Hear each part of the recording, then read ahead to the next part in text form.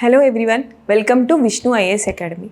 Today we'll see the story of India in becoming the one of the top important hub for all the innovation industry along with the software. So let's begin. So if you see, now we are top digital payments in the world. So now our UPI has reached 65% of the whole world. So we'll start with the 1947 up to 2025, how the story has started and how it ended and how it's going on. Let's see about it. So if you see, India from Aadhaar to UPI and from TCS to Infosys, within a span of 78 years, it has surpassed the whole world. So it has not been accidentally happened, or it's not been an unfortunate thing or suddenly happened. It's because of our ambitions. It's because of our motivation. It's because of our inspiration, people around us. This has happened. So if you see, Aadhaar and Unified Payment System UPI, which brought a huge change in whole ecosystem of India. So if you see, while in 1947 our colonial rule ended, we had only 38 colleges. So with that 38 colleges, how now we have like top notch in this innovation and software? That's a big question. So we'll begin with the story now. So in 1947, in the colonial era, all the Britishers, they not concentrate on science, technology and other education of whole Indians. They actually deprived us in education. So in 1947, when they left India, we have only 350 millions of people with only less than 40 colleges and only 30 technical students who are in that field. So with that, we now transformed our whole country. This has happened with the first step being establishment of IIT at Kharagpur, IIT, Indian Institute of Technology in Kharagpur, which is in Bengal. So it started in 1950 with only 10 departments and 42 teachers and only 224 states. So first director would be Gyan Chandra Ghosh. This is the building of IIT Kharagpur, you can see. So the whole part, and here surprising thing is it has established in colonial detention center, nothing but a Hisley camp. So it started there, and soon after that our first Prime Minister of India, Nehru, has thought to rebuild our whole nation with the help of science. So within a decade, he established these 4 IITs in different parts of India. If you see IIT Bombay in 1958 and IIT Madras in 1959 and IIT Chennai in 1961 and IIT Kanpur in 1959. So IIT Madras and IIT Chennai both the same. But in 1959, they started establishing all these 4 IITs, and these are modeled according to Massachusetts Institute of Technology in USA. So these are the starting foundation for our technology and science innovation in India. So after that, next, coming to the next part. So as we discussed today, we are top at all digital infrastructure, but that foundation is laid back in the same decade. So in 1954, we first laid down the foundation of Tata Institute of Fundamental Research in Mumbai. So with that, with the aim of expanding our science, technology into computer, we started this one in Mumbai. But later on, a person named R. Narasimhan has been recruited to build a computer. It's a 6 team with the in-charge name R. Narasimhan, and he is recruited by none other than Homi J. Bhabha. Who is Homi J. Bhabha? He is our father of nuclear energy in India. So with that just 6 members team, they started building our own computer. So the thing here is none of them in the 6 members team have seen the computer before, or they just had blueprints in their hand and passion. That's it. They started building computer with enormous research within 5 years. Now, our first Asia's indigenous computer is into play. TIFRAC, Tata Institute of Fundamental Research Automatic Calculator. This is what you can see the image and the 6 members team. And so you can see in 1968, so that we have started building our own computer that is not only India's first, it is Asia's first. And next big turning point would we call it as 1968, where we can see J.R.D. Tata, the tycoon of all the software, all the industries in India. He thought to expand its Tata groups to other automations and to get some change in his Tata groups. So for this, he recruited Fakir Chand Kohli, who is an engineer in Tata Electric, and gave him a new mission. What's the mission? To expand Tata Group into the software industry. Not exactly software, to innovation, to automate it by using computers. With that mission, Tata Business, we have founded a laystone for all software and technology in India. So, with that, the actual birth of TCS took place. So, this Kohli is a man of vision. He thought the company should not be in India itself. It should expand to whole territory of the world. With that ambition, he convinced all Tata people and Tata whole group, because at the starting TCS were only given a task to just play a role in punch cards and payrolls. But Kohli, the man with a vision, is the Kohli, the man with a vision. He thought to expand and to send the whole India's vision and technology, especially TCS, to hold a globe. So with that, he started expanding.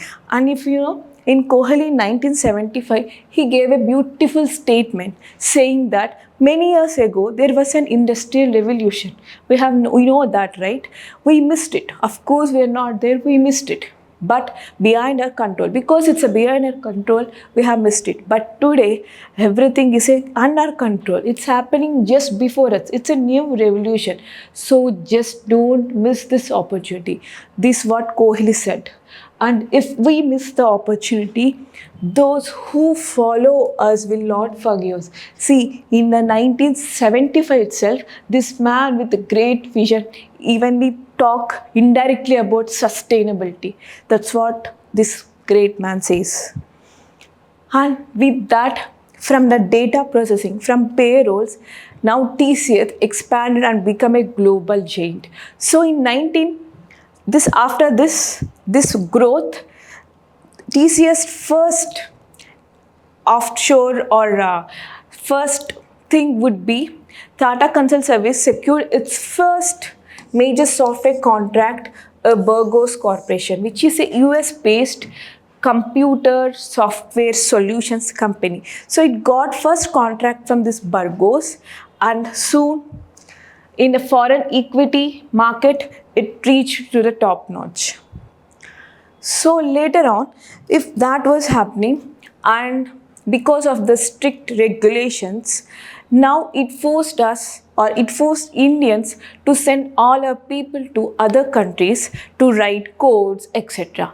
So that's a good leap, right? In that leap, one more companies, other Indian startups, they took that opportunity used it and utilized in a big manner. So here comes a other man, Shivan Adar. Is a man behind HCL. So he started, this is just example, he started building HCL and offered computer solutions not only in India, to the whole world. And next, as we see in 1984, this we can call as an important, and that too for the IT industry, it's a watershed moment. Why? With that time, our Rajiv Gandhi, Prime Minister, he have given full support to all IT solutions and software. So with his new computer policy, and he lifted all import tariffs on hardware, and he removed all license barriers for softwares, and he created more liberalized growth for the all computer and software. So we can see this Rajiv Gandhi is the one of the most important person for the development of all IT solution across India. And coming to the next one, so now 1991 we know that LPG reforms. These are economic reforms though, but these reforms, because of these reforms, all the countries together they started connecting with each other. So because that time we are already in a good phase of computers, now we utilized this opportunity to maximum extent. So, and in 1990s and 2000s, our Bengaluru city has become the Silicon Valley of the East. And in 2016, April 11th, we have launched UPI, Unified Payment Interface, in order to make India a whole digital economy. And now, if you see in 2025, 84% of Indians are using UPI, and they are making this UPI most successful. And if you see, UPI played a very important role on all digital transaction. With that, there is a one more treaty, JAM. It's not the Kisan Jam we eat. It's a JAM Trinity. It's a JAM, basically J, Jandan. So it's a part of financial inclusion. What is financial inclusion?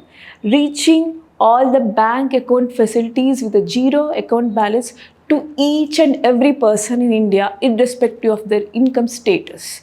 So Jandan. Next, Aadhaar. So Aadhaar, if you see, it's a unique biometric identity to identify the person. And next comes mobile.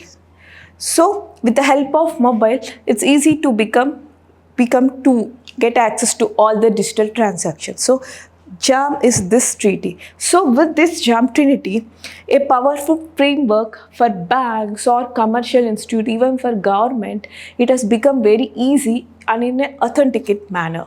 And next, so this innovations, whether if you see JAM or UPay, with whatever you take, they are not only innovations, they are democratic, cost effective, and reach last milestone of each and every citizen of India. So they show us how India is giving importance to every one of the citizens and each one of its nation. That's what it shows. And by seeing this UPI, all the Western countries also inspired and they want to adopt this UPI technology now. Now UPI has reached up to 7 countries in the global. And if you see one more thing, even United Nations also praised UPI because of its financial inclusion, because that is very important for a country to be a good in a developed nation and this world. So we are now discussing about our growth in 78 years, right? But this technological growth will also have some challenges. So that's nothing but AI. So now if you see India's whole industry service, because now we are top in giving services to all other nations, and we are top service sector is the top sector which contributes to a maximum of the GDP. And if you see, 250 billion of economy is dependent on this IT solution. But due to the artificial intelligence, there is a threat of this IT solutions because all the automation has been done. So there is no requirement for the testers, coders, developers, data processing and data entry, etc., etc., etc. So there is a threat for this 250 billion economy of IT sector in India because of AI. So because that is evident, because we are contributing 240 billion as in annual revenue, this IT sector, and it's giving 250 billion exports alone. So that's the important thing, right? But if you see in 2020 through 2025, within span of 2 years, Infosys, TCS, these companies have laid off nearly 4% of their employees. So outside world, they're thinking like it's because of AI. But TCS and other companies said it's not because of AI, it's because of skill. Because of less skill, we have downed the employees. But we don't know the actual truth behind it. And one more thing, we have seen now, previously, there is some software solution providing all telecalling service, etc., etc. But if you see, we can see all the AI chatbots which we get replies in just a second. So will that be a threat again? So even Tata, Infosys, as I said, they currently laid off around 75,000 employees in the previous year. And now if they ask us like these chatbots can be like these are the as the replacement of human workforce, they said no. As a part of operational adjustments, they have done this. This is what a reply we get from these jades. So, but as we know, for each and every problem, there will be a solution, and we are top at finding those solutions. Now, India should find a solution for its citizens, for its people to be in a safer hands. So now it's time for us to find a new strategic plan for the IT solutions and the software development. But one good news is that it is not new for us because we started with only 38 colleges, and with no computer knowledge, we have reached to exporter for the whole world. And the good news is that, so with that good news, we can achieve this one easily with the help of all our people and support. And if you see, with the help of Modi and with tie-up of others, if you see here, we can see the Apple CEO with our Prime Minister Modi, which are talking about building and expanding all the most of the Apple stores in India. And so with that, it's a beginning. We can see it's just a beginning in this era. So it's economic achievement, but living proof, but it should be for living proof for a long term.